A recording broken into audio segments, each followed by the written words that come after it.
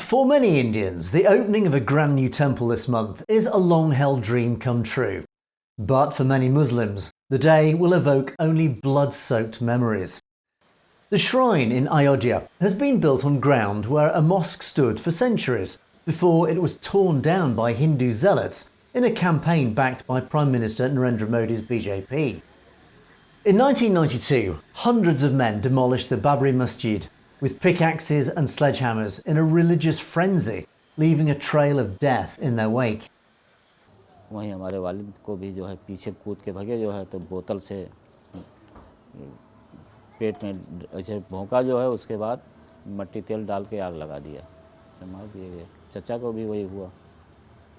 Shockwaves from the demolition of the mosque were felt around the country and triggered riots that killed 2,000 people, with most of the victims Muslim.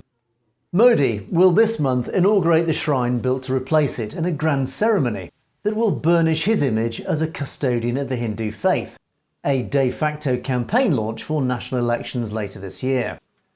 Local Muslims shudder at the thought of the thousands of pilgrims expected to throng the quiet riverside town each day once the temple's doors are thrown open.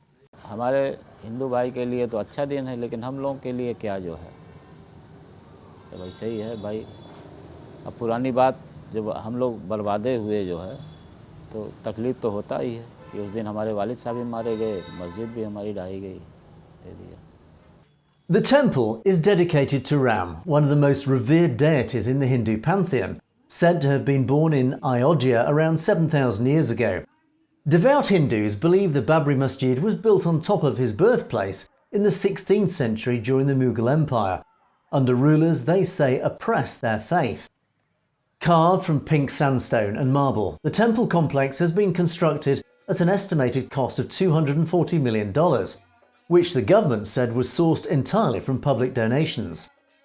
Modi's Bharatiya Janata Party had campaigned for decades to build the temple, and its activists were instrumental in the demolition of its predecessor. Santosh Dubey, a member of the mob that destroyed the mosque, said the temple's opening on January the 22nd would be a more significant day for his country than when India declared independence from Britain in 1947. नहीं, कोई अफसोस नहीं, मुझे गर्व है. मैंने थोड़ा राम कार्य के लिए पैदा हुआ हूँ और मेरा क्या काम है. हम राम के नाम पर राम के लिए खुद भी मर सकते हैं और ज़रूरत पड़ी तो किसी को मार सकते हैं. तो हमने भी किया, हमारे समाज ने किया, तो क्या गुनाह कर लिया. Around 50 men, including Dubey, climbed up the mosque's central dome with ropes and used sledgehammers to reduce it to rubble.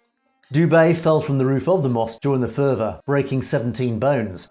He then spent nearly a year in prison afterwards on charges of criminal conspiracy and promoting religious enmity before a court released him. But he stated even now that he had no regrets and was untroubled by the bloodbath that followed. The site where the mosque once stood lay vacant for decades before India's top court gave permission for the temple's construction in 2019, after years of legal wrangling. Land has been earmarked for the construction of a new mosque mandated by the court verdict, some 25 kilometres from the city. The court verdict, greenlighting the temple, has emboldened activist groups to pursue other claims against Islamic houses of worship they say were built over Hindu shrines during Mughal rule. And now Muslims fear more mosques will meet the same fate as the Babri Masjid and demand the growing rift between Hindus and Muslims driven by the BJP should end. You've been watching Satluj TV News. Don't forget to click on that subscribe button to make sure you get to see stories as they're broadcast. And of course, if you have any comments or opinions on any of our news stories, you can of course comment below. Or why not drop us a direct message@satlujtv.com. We do like to hear from you. In the meantime, thanks for watching for Satluj TV News. I'm Angus Scott in London.